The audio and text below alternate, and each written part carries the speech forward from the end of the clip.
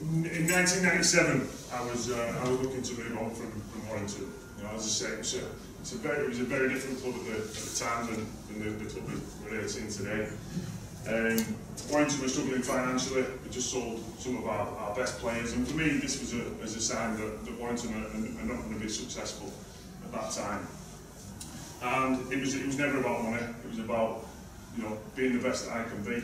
You know, I'd already broke into the Great Britain setup, you know, playing with some of the best players in the country who were playing in cup finals and winning leagues, and that's what I wanted a piece of. So I put in a transfer request, and the day after it went public, I got a phone call. A guy introduced himself, a guy called Brad Rosser, and he introduced himself as the CEO at London Broncos. Now this was at the time when Richard Branson owned the Broncos. So he said, would you be willing to come and speak to us? So I said, of course, you know, I'll speak to everybody, then I'll decide what's the best for me, for my career and for my family.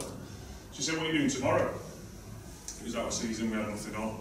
She said, right, we'll send a limo to your house, we'll take you down to Barton, we'll send Richard's Virgin helicopter up for you, bring you down to London, show you all the facilities, show you the house in Richmond where you'll live, take you to the stoop, and then it's on to meet the man himself, Richard Branson, at his house in Northern Park. I remember getting off the phone and telling my wife, and she says, oh, we're not going to sign up for London now. I says, Lindsay, I have no intention to sign up for London, but we're having some of that tomorrow.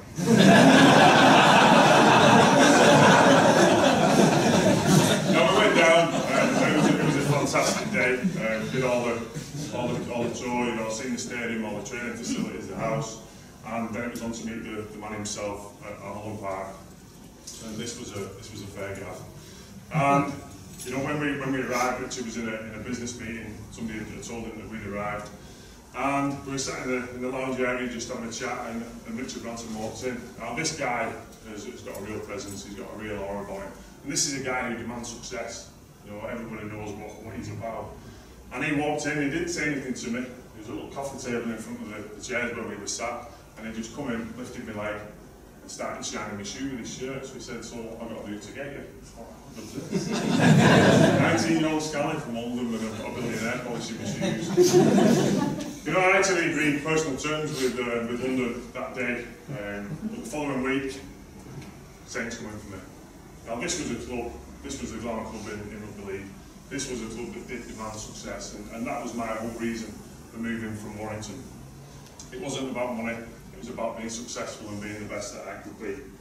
So I signed for Saints for a world record transfer fee for a forward, and unfortunately no billionaire parties with Mr. Branson, but 12 years of success.